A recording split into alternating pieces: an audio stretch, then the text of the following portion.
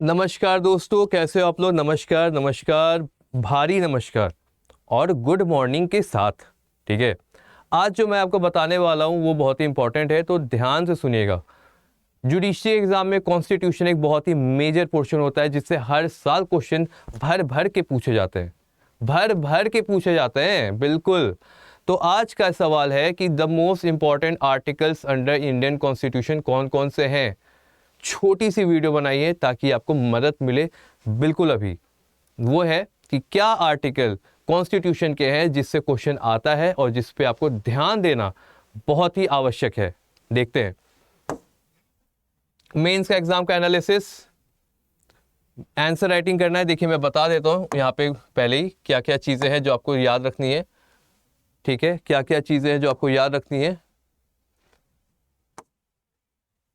Just hold on a minute.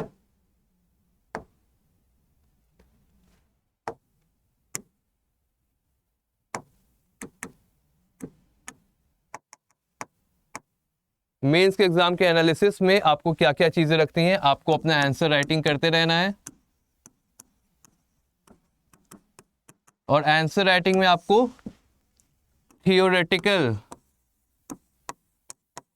और practical दोनों पे ध्यान देना है।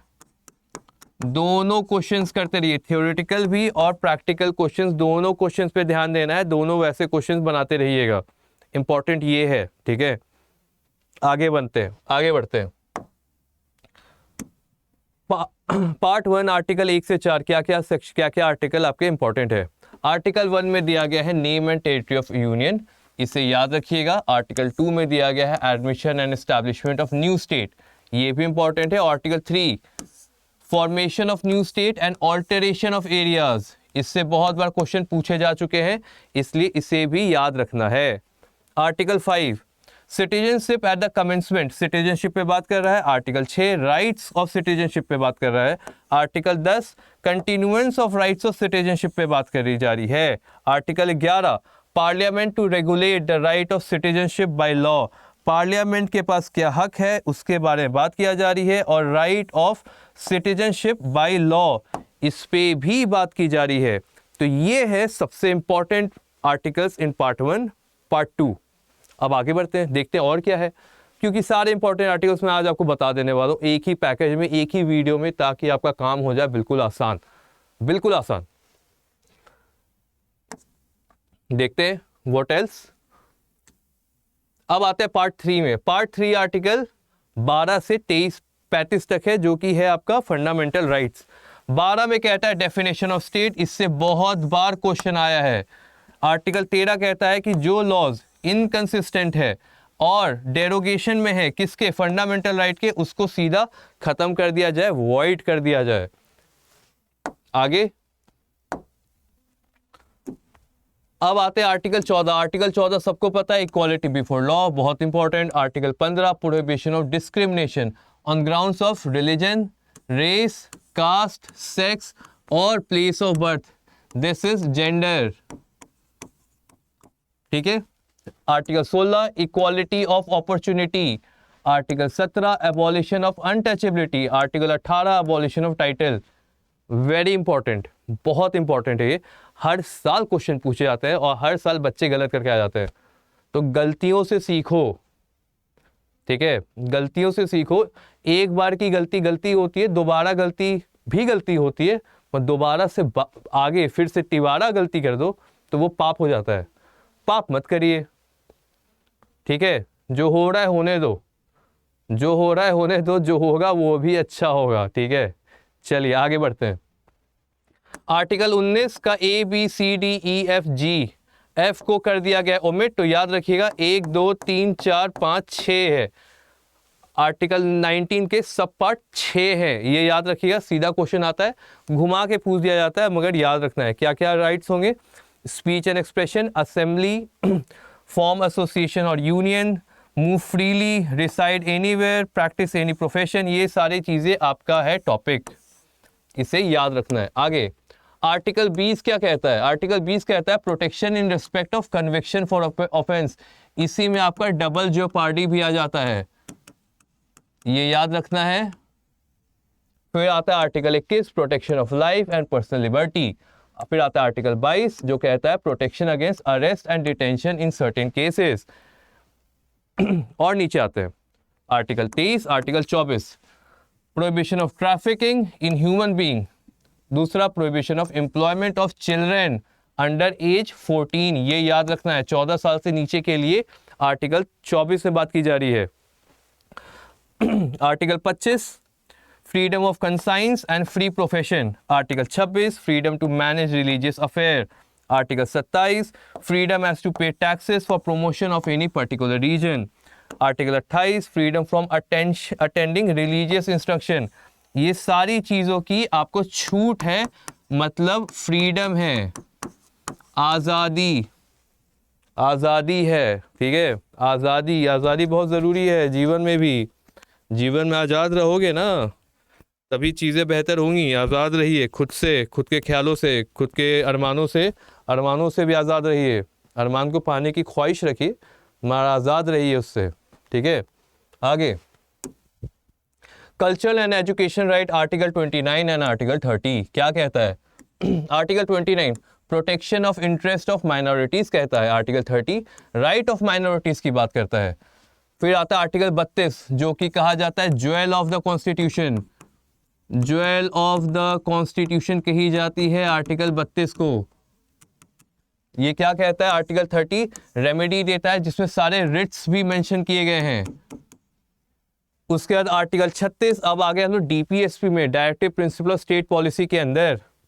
आर्टिकल 36 आर्टिकल 36, 37, 39A, 40, 41, 43, 43A, 44 ये सारे हैं सबसे ज़्यादा इंपॉर्टेंट डीपीएसपी जिससे आप छोड़ तो कतई नहीं सकते हो, कतई नहीं छोड़ सकते हो, कतई नहीं।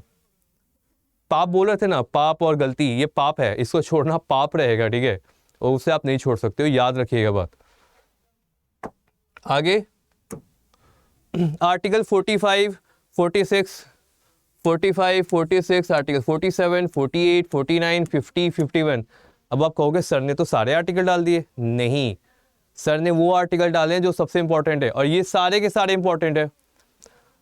आर्टिकल 1 से लेके आर्टिकल 51A तक जो कि है आपका फंडामेंटल ड्यूटी, 51A में ये सारे के सारे बहुत ही ज़्यादा इंपॉर्टेंट है। आर्टिकल 51A कब डाला गया था? 42nd अमेंडमेंट से डाली गई थी, जिसमें 10 फंडामेंटल ड्यूटी दिए गए हैं, और 86 अमेंडमेंट एक्ट से और एक और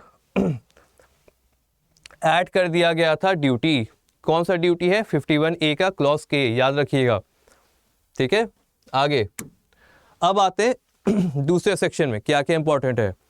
आर्टिकल 32 जिसमें प्रेसिडेंट ऑफ इंडिया को बता रहा है। आर्टिकल 53 जो कि एग्जीक्यूटिव पावर ऑफ यूनियन को बता रहा है।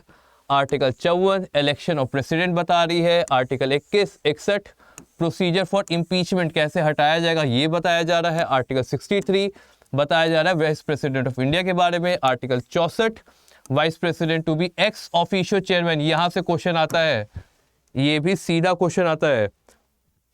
फिर आर्टिकल 66, 72, 74, 76 जहाँ पे election of vice president. Pardoning power of president, यहाँ से भी क्वेश्चन आता है। Council of ministers to aid advise president, ये भी आती है। और अटॉर्नी जनरल फॉर इंडिया, ये भी क्वेश्चन आता है। उसके बाद आगे आर्टिकल 79, 80, 81, 83, 93, 105, 109, 110 ये सारे के सारे आर्टिकल ध्यान से देखिए। इन्हें क्या करिए कि कॉपी में अपने नोट डाउन कर लीजिए सारे आर्टिकल्स को, और उसे एक बार पढ़ लीजिए, बस इतना ही काम करना है। कॉन्स्टिट्यूशन आसान हो जाएगा आपका। इन आर्टिकल्स को कॉपी में नोट डाउन कर लीजिए और एक बार कॉन्स्टिट्यूशन की किताब खोलिए, बैरक खोलिए और पढ़ जाइए पूरी तरह, ठीक है। आगे फिर आते हैं आर्टिकल 153 से। 153 से स्टार्ट होता है स्टेट के बारे में, जहाँ पे गवर्नर ऑफ स्टेट को डिफाइन किया गया है। फिर article 154, article 161, article 165, article 213, article 214, article 215, article 226।